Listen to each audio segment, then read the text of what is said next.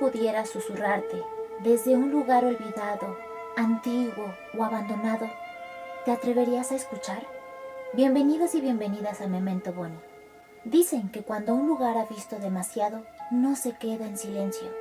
El antiguo palacio de Lecumberri no duerme, no como duermen los edificios, sino como duermen las heridas. Quienes trabajan ahí no siempre hablan de lo que pasa, pero a veces lo insinúan, pasos lentos, arrastrados, en pasillos donde ya no debería haber nadie, puertas que se cierran, pero no con violencia, sino con una intención. Y en algunas celdas se escuchan golpes secos, como si alguien siguiera esperando ser escuchado. El diseño de Lecumberri fue pensado para vigilar, para que nadie escapara de la mirada, pero hay quienes dicen que esa mirada nunca se fue, que algo sigue observando y que cuando caminas por sus pasillos no eres tú quien recorre el lugar, es el lugar el que te recorre a ti. ¿Quieres conocer la historia de este oscuro edificio y adentrarte en las historias que se cuentan sobre él? Acompáñame en este episodio. A finales del siglo XIX, el impulso modernizador del régimen porfirista en México influyó en la construcción y diseño del Palacio de Lecumberri. Debe recordarse que la época porfiriana se caracterizó por el progreso, que gracias al general Porfirio Díaz se había establecido en México. Esta coyuntura permitió la anhelada estabilidad política y económica que tanto necesitaba el país para poder emprender el camino del siempre mencionado progreso. De esta manera fue que comenzaron a llegar las inversiones y a realizarse grandes obras públicas en beneficio de la sociedad. Los ferrocarriles, los puertos, los puentes y el mejoramiento de los caminos son todos ejemplos de esta etapa porfirista, donde la influencia europea se hacía presente. Ejemplos de dicha época fueron las enormes obras como el Gran Canal de Desagüe, aquí en la Ciudad de México, el Manicomio de la Castañeda y, por supuesto, el Palacio Negro de Lecumberri. Pero también es importante mencionar que la realidad del país tenía un fuerte contraste en desigualdad, pobreza y exclusión social. En este contexto, el Estado comenzó a ver ciertos sectores como un problema: los marginados, los disidentes, los que no encajaban en el orden. Y entonces surgió una idea: no solo castigar, sino disciplinar y transformar al individuo. De esta manera, los avances en el sistema penitenciario también sufrieron cambios, ya que esta cárcel también fue un sitio que marcó un parteaguas en el modo de vida y desarrollo de las cárceles del país. Si bien no fue la primera penitenciaría construida ex profeso, sí fue la de mayor relevancia por sus dimensiones, capacidad y ubicación. De igual manera, un cambio fundamental en la historia penitenciaria se presentó en esta periodicidad, al iniciarse la abolición de la pena capital en México, propiciando que los sentenciados se convirtieran en prisioneros. Este cambio, en consecuencia, provocó que se requiriera una mayor cantidad de espacios de encierro y concentración para purgar las condenas. De esta manera, y con la intención de imponer un modelo ejemplar de control, disciplina y regeneración moral, se concibió la construcción de una penitenciaría federal que integrara las ideas más avanzadas en materia de arquitectura carcelaria y teoría penal. Así se concibió el Palacio de Lecumberri, también conocido como el Palacio Negro, uno de los recintos penitenciarios más temidos en la historia de México. El proyecto fue diseñado por los arquitectos Antonio Torres Torija, Antonio M. Anza y Miguel Quintana, construido en mampostería, piedra y acero. Su diseño evocaba una fortaleza, aunque la verdadera influencia venía de mucho más lejos, del pensamiento del filósofo inglés Jeremy Bentham en el siglo XVIII, quien fue un influyente filósofo, jurista y reformador social, reconocido como el fundador del utilitarismo moderno. Su filosofía inglesa se basaba en el principio de que las acciones y leyes deben buscar la mayor felicidad para el mayor número de personas, evaluando la moralidad por su capacidad de generar placer y evitar el dolor. Criticó duramente el sistema legal inglés, abogando por la codificación de leyes, la reforma penitenciaria y el sufragio universal, así como la igualdad de derechos para las mujeres, la despenalización de la homosexualidad y la separación de la Iglesia y el Estado. Este filósofo fue el creador del modelo panóptico en el año 1791. Este diseño consistía en una estructura circular, con una torre central de vigilancia de aproximadamente 35 metros de altura, rodeada por celdas individuales, permitiendo a un solo vigilante observar a todos los presos sin ser visto, esto maximizando el control con el mínimo personal. De esta manera, el poder observar a todos los reclusos sin que estos supieran cuándo eran vigilados generaba una sensación constante de control. Este modelo de construcción poseía una estructura asimétrica. Las celdas se iluminaban desde atrás y estaban situadas en la periferia, mientras que la torre central permanecía oscura, lo que impedía a los reclusos saber si estaban siendo observados en un momento específico. La incertidumbre sobre la vigilancia activa, en teoría, provocaría a los internos a comportarse correctamente todo el tiempo, interiorizando el control y la disciplina. Era un mecanismo psicológico, capaz de modificar conductas. Por otro lado, la estructura de este edificio mantenía la incomunicación, provocando que los presos no pudieran ver a los otros reclusos ni a los guardias, lo que prevenía complots y contagios de mal comportamiento. Es importante mencionar que aunque este modelo fue diseñado para cárceles, Bentham propuso este modelo para fábricas, manicomios, hospitales y escuelas, buscando la máxima productividad y el orden. De esta manera, la penitenciaría de Lecumberri fue inaugurada el 29 de septiembre de 1900 por el presidente Porfirio Díaz y según un artículo del Instituto Nacional de Antropología e Historia llamado Palacio de Lecumberri, del castigar y vigilar a la memoria histórica, este inmueble estaba concebido para albergar 700 hombres y 80 mujeres, aunque otras fuentes indican que también se tenía un espacio pensado para poder albergar a menores de edad. Sin embargo, pronto su población superó ese límite y para el final de sus días la población era de 3.500 internos, aunque otros documentos datan cifras de más de 7.000 internos, lo que derivó en condiciones de hacinamiento extremo. La intención original era la de ingresar a una persona por celda, máximo 2. Sin embargo, con la sobrepoblación, las celdas individuales llegaron a ocuparse por múltiples prisioneros. Incluso se documentó la figura de los vampiros, que eran presos obligados a dormir de pie, amarrados a los barrotes, mientras solo los más fuertes de cada celda podían usar las camas.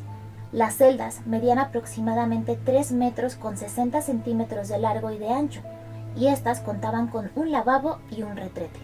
Esto causó condiciones inhumanas, corrupción extrema, violencia y enfermedades, incumpliendo su objetivo original de rehabilitación. Este hacinamiento provocó también un declive funcional que convirtió al recinto en un sitio de tortura, suicidios, homicidios y vejaciones, según señala la revista científica multidisciplinar Ciencia Latina. Todo esto contrario al ideal original de crear un modelo panóptico moderno para la reinserción. La corrupción y el exceso de internos convirtieron a Lecumberri en una institución de castigo y de sometimiento.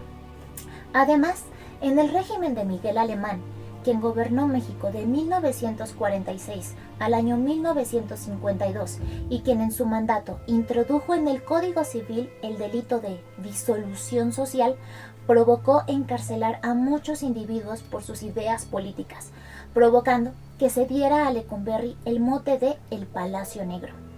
Dicho delito agravó los de por sí ya agudos problemas de hacinamiento en la prisión, de manera tal que al momento de la clausura, la población de presos había superado en más de 10 veces la capacidad inicial del edificio.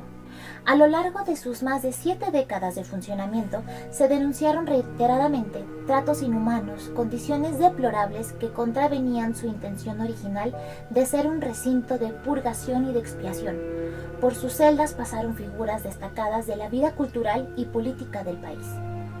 Entre ellas se encuentran el escritor José Revueltas, quien fue encarcelado por motivos políticos, el muralista David Alfaro Siqueiros, relacionado con el atentado contra León Trotsky.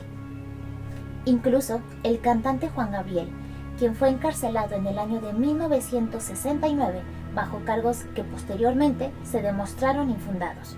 Sin embargo, existieron personajes femeninos que también pasaron sus días dentro de esta penitenciaría, en una zona denominada Crujía L, inaugurada en el año 1950, la cual estaba designada únicamente para presas femeninas, misma que fue desalojada en el año 1954, cuando fueron trasladadas al penal de Santa Marta, Acatitla.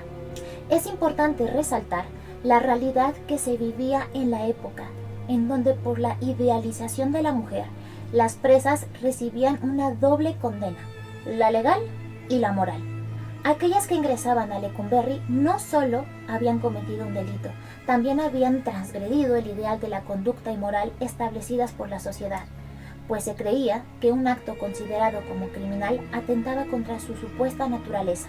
La Biblioteca Hemeroteca del Archivo General de la Nación resguarda material que nos permite conocer las historias de los ángeles del hogar, que tuvieron a la penitenciaría de Lecumberri como espacio doméstico durante medio siglo. Por otro lado, el libro Los huéspedes de la Gallola, escrito por David García Salinas, ícono de la nota roja mexicana, reportero del diario La Prensa y cronista emblemático de las prisiones de México, entre ellas Lecumberri, retrata breves relatos e historias en las que vivieron aquellos huéspedes que formaron parte de la vida de este Palacio Negro, entre ellos las mujeres. Por esta razón, en el capítulo Sector Femenino aborda los delitos por los que regularmente eran acusadas: chismes de vecindad, robos pequeños, amenazas, injurias, infanticidios, prostitución, abusos de confianza y crímenes pasionales. Como resultado de las pésimas investigaciones por parte de las autoridades, muchas acusaciones sentenciaron a mujeres inocentes. Conozcamos algunas de esas historias. En 1945, María del Villar Lledías fue acusada de colaborar con un grupo de ladrones para asesinar a sus hermanos millonarios. Más tarde, los asesinos fueron encontrados y se comprobó la inocencia de María, quien solo recibió un "usted dispense" por parte de las autoridades. Otro caso, cuya fecha no se menciona en el libro, fue el de Marcela Quiñones, imputada por el robo de una escoba que costaba 10 centavos de la época. Generalmente, al año de estar en prisión, les dictaban sentencia a los presos. En el caso de Quiñones, le dictaron sentencia de 3 meses y con cierta indiferencia y gracia le dijeron: te quedamos a deber 9 meses. También es cierto que la penitenciaría dio asilo a mujeres con una amplia carrera en el mundo criminal, lo que no necesariamente las eximió de sufrir la violencia del espacio carcelario y sus administradores. Entre ellas encontramos a Dolores Esteves Zuleta, mejor conocida como Lola la Chata, jefa de una banda de narcotraficantes. Ella entró en repetidas ocasiones a Lecumberri, pero hasta el año 1957 visibilizó la serie de abusos sexuales y de poder que ejercían las autoridades sobre su persona. Otro caso famoso fue el de Adela Lara y María Luisa Vázquez del Real, acusadas de traficar niños y bautizadas como las robachicos. El tipo de delito que cometían les provocaba una durísima bienvenida a la penitenciaría, pues infanticidas, mutiladoras de niños y robachicos recibían un trato muy hostil por parte de sus congéneres. De acuerdo con su confesión, robaban niños de entre 4 y 9 años para después venderlos a 10 pesos a una banda de criminales que los mutilaba de pies, brazos, lengua u ojos, para posteriormente ponerlos a mendigar en las plazas públicas. Aunque nunca pudo darse con la banda de mutiladores, estas mujeres recibieron una sentencia de 23 años de prisión, el rechazo social y el tormento de escuchar noche a noche los sollozos de los pequeños a quienes les habían arrebatado su libertad, pues era tanta su culpa que comenzaron a tener alucinaciones dentro de Lecumberri. A raíz de este caso, surgió la famosa frase que muy posiblemente muchas personas escucharon en sus infancias: si sales, te llevarán las robachicos y te sacarán los ojos. Ahora bien, otros personajes famosos que pasaron algún tiempo, aunque fuese breve, en el Palacio de Lecumberri fueron los siguientes: Francisco Pancho Villa, líder revolucionario que estuvo preso allí brevemente en 1912. David Alfaro Siqueiros, como lo mencionamos anteriormente, famoso muralista mexicano que fue encarcelado en Lecumberri por su activismo político. José Revueltas, escritor y activista político que pasó varios periodos en Lecumberri, incluyendo después del movimiento estudiantil del año 1968. Gregorio Goyo Cárdenas Hernández, conocido como el Estrangulador de Tacuba, que fue un famoso asesino serial de la Ciudad de México. Álvaro Mutis, escritor colombiano-mexicano que estuvo preso por malversación de fondos. William Burroughs, escritor estadounidense encarcelado brevemente por posesión de drogas. Demetrio Vallejo, líder sindical ferrocarrilero que pasó varios años en Lecumberri por su activismo. Valentín Campa, otro líder sindical y político comunista que fue preso político en Lecumberri. Heberto Castillo, ingeniero y político que fue encarcelado después del movimiento estudiantil del año 1968. Ramón Mercader, el asesino de León Trotsky, que cumplió su sentencia en Lecumberri. Ahora bien, ya vimos algunos personajes destacados que fueron huéspedes en el Palacio de Lecumberri, pero posiblemente el más importante y trágico de ellos fue Francisco I. Madero. Madero fue detenido y conducido al Palacio de Lecumberri, al culminar el hecho histórico que conocemos como la Decena Trágica, que fue un golpe de Estado militar ocurrido del 9 al 19 de febrero del año 1913 en la Ciudad de México, que derrocó al presidente Francisco I. Madero durante 10 días de intensos combates. A pesar de todos los intentos y del pacto de que Madero y el vicepresidente Pino Suárez no sufrieran violencia y que sus vidas se respetarían, se sabe que Victoriano Huerta traicionó este pacto y ordenó el asesinato de ambos personajes. El crimen se consumó a las afueras del Palacio de Lecumberri, con el pretexto de que los presos habían tratado de huir. Este hecho marcó un punto de inflexión en el periodo de la Revolución Mexicana. Cabe mencionar que tiempo después, el nombre de la prisión de Lecumberri volvería a resonar por múltiples detenciones, como las antes mencionadas, pero principalmente por un evento que marcó a México en su historia y que surge tras la represión del 2 de octubre al movimiento estudiantil de 1968 en México, donde miles de estudiantes fueron detenidos en la cárcel de Lecumberri. Ahí permanecieron bajo torturas y maltratos, sin ser sometidos a un proceso legal, hasta el mes de junio de 1970, cuando más de 200 fueron acusados de múltiples cargos por delitos comunes, entre los que destacan daño en propiedad ajena, ataques a las vías generales de comunicación, sedición, que se define como el alzamiento colectivo y violento contra la autoridad, asociación delictuosa, incitación a la rebelión, robo y acopio de armas, homicidio y lesiones. En ningún caso, a pesar de la defensa y de los abogados y de los informes de la ONG Amnistía Internacional, fueron acusados de delitos políticos. Los líderes recibieron las condenas más largas, que fueron de hasta 17 años de prisión. Comenzaron a purgar su pena en la cárcel de Lecumberri y en marzo del año 1971, con el nuevo gobierno de Luis Echeverría, los prisioneros políticos escucharon las primeras propuestas para ser liberados. Podrían dejar la cárcel, pero solo para irse del país. Por ese procedimiento salieron una decena de los activistas del movimiento, y todos debieron abandonar México a principios de mayo de 1971. Un mes después, volvió la mayor parte.